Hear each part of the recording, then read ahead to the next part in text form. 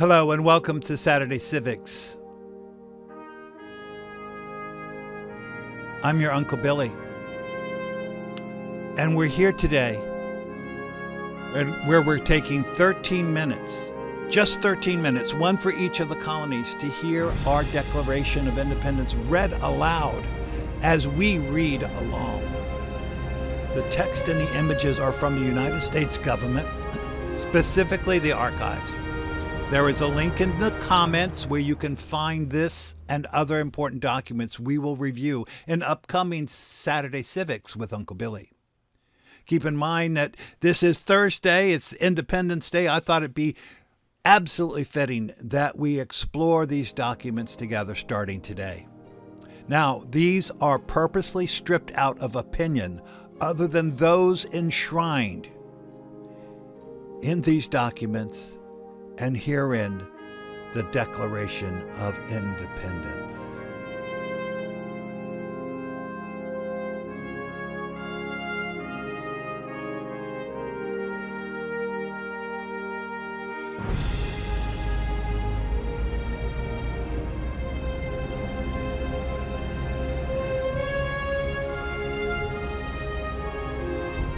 In Congress, July 4th, 1776.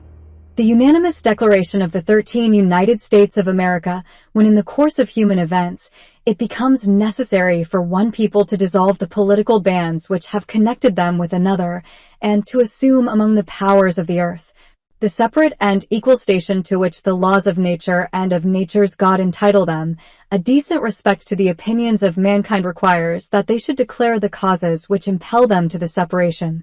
We hold these truths to be self-evident, that all men are created equal, that they are endowed by their Creator with certain unalienable rights, that among these are life, liberty, and the pursuit of happiness, that to secure these rights, governments are instituted among men, deriving their just powers from the consent of the governed, that whenever any form of government becomes destructive of these ends, it is the right of the people to alter or to abolish it, and to institute new government, laying its foundation on such principles and organizing its powers in such form as to them shall seem most likely to effect their safety and happiness. Prudence, indeed, will dictate that governments long established should not be changed for light and transient causes, and accordingly all experience hath shown that mankind are more disposed to suffer, while evils are sufferable, than to right themselves by abolishing the forms to which they are accustomed. But when a long train of abuses and usurpations, pursuing invariably the same object, evinces a design to reduce them under absolute despotism, it is their right, it is their duty, to throw off such government, and to provide new guards for their future security. Such has been the patient sufferance of these colonies, and such is now the necessity which constrains them to alter their former systems of government. The history of the present King of Great Britain is a history of repeated injuries and usurpations, all having in direct object the establishment of an absolute tyranny over these states. To prove this, let facts be submitted to a candid world. He has refused his assent to laws, the most wholesome and necessary for the public good. He has forbidden his governors to pass laws of immediate and pressing importance, unless suspended in their operation till his assent should be obtained, and when so suspended, he has utterly neglected to attend to them. He has refused to pass other laws for the accommodation of large districts of people, unless those people would relinquish the right of representation in the legislature, a right inestimable to them and formidable to tyrants only. He has called together legislative bodies at places unusual, uncomfortable, and distant from the depository of their public records, for the sole purpose of fatiguing them into compliance with his measures. He has dissolved representative houses repeatedly, for opposing with manly firmness his invasions on the rights of the people. He has refused for a long time, after such dissolutions, to cause others to be elected, whereby the legislative powers, incapable of annihilation, have returned to the people at large for their exercise, the state remaining in the meantime exposed to all the dangers of invasion from without and convulsions within. He has endeavored to prevent the population of these states, for that purpose obstructing the laws for naturalization of foreigners, refusing to pass others to encourage their migrations hither, and raising the conditions of new appropriations of lands. He has obstructed the administration of justice by refusing his assent to laws for establishing judiciary powers. He has made judges dependent on his will alone for the tenure of their offices and the amount and payment of their salaries. He has erected a multitude of new offices and sent hither swarms of officers to harass our people and eat out their substance. He has kept among us, in times of peace, standing armies without the consent of our legislatures. He has effected to render the military independent of and superior to the civil power.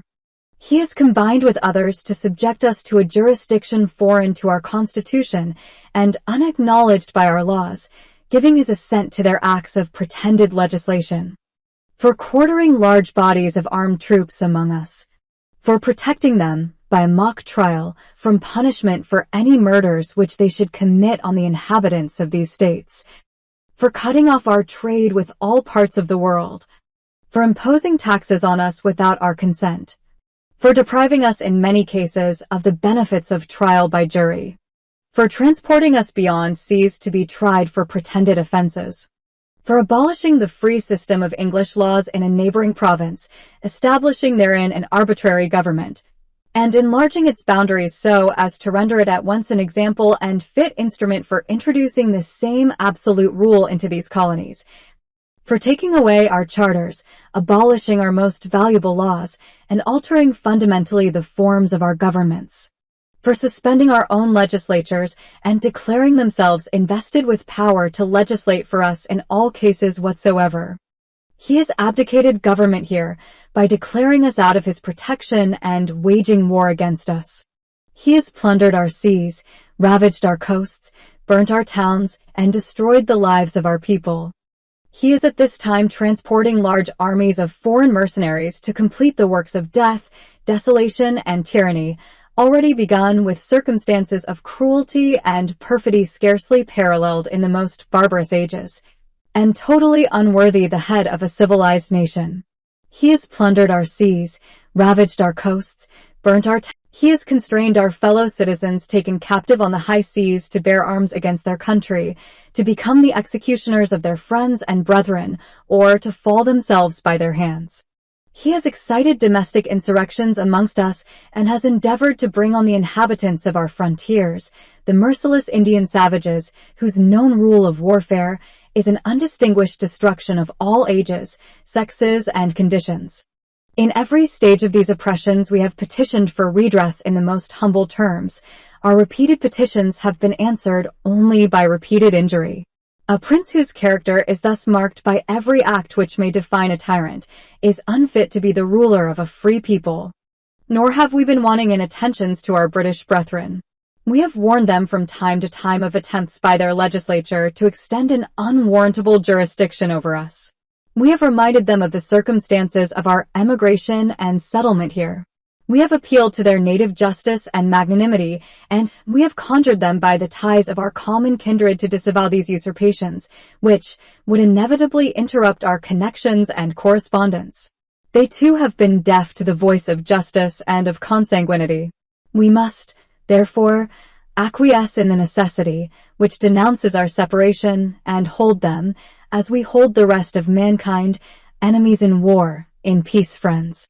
We, therefore, the representatives of the United States of America, in General Congress, assembled, appealing to the Supreme Judge of the world for the rectitude of our intentions, do, in the name and by authority of the good people of these colonies, solemnly publish and declare that these united colonies are, and of right ought to be free and independent states, that they are absolved from all allegiance to the British Crown, and that all political connection between them and the state of Great Britain is and ought to be totally dissolved, and that as free and independent states, they have full power to levy war, conclude peace, contract alliances, establish commerce, and to do all other acts and things which independent states may of right do.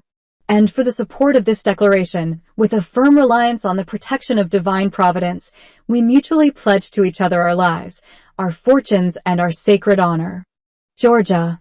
Button Gwinnett, Lyman Hall, George Walton, North Carolina, William Hooper, Joseph Hughes, John Penn, South Carolina, Edward Rutledge, Thomas Hayward, Jr., Thomas Lynch, Jr., Arthur Middleton, Massachusetts, John Hancock, Maryland, Samuel Chase, William Paca, Thomas Stone, Charles Carroll of Carrollton, Virginia, George Wythe, Richard Henry Lee, Thomas Jefferson, Benjamin Harrison, Thomas Nelson, Jr., Francis Lightfoot Lee, Carter Braxton, Pennsylvania, Robert Morris, Benjamin Rush, Benjamin Franklin, John Morton, George Clymer, James Smith, George Taylor, James Wilson, George Ross, Delaware, Caesar Rodney, George Reed, Thomas McKean,